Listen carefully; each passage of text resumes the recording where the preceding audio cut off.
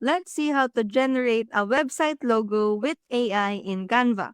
And for your information, why people do it, it's because for cost effective, just like hiring a designer can be expensive.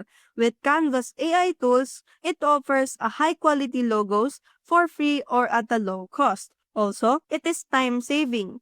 AI tools generate professional looking logos in seconds, saving time compared to manual designing. So, for you to able to generate a website logo using the Canva, you just have to do these steps. So first, you just have to go to projects section and then create a new design and then select it. And then once you are in, you just have to go to the element section, which is located on your leftmost edge, and then scroll down. And then after that, you just have to click the generate your own with the plus button icon under the AI image generator.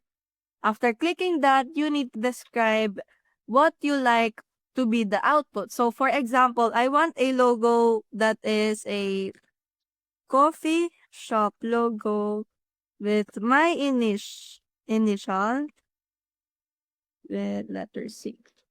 And then after you describe what you wanted to create, just click the generate images.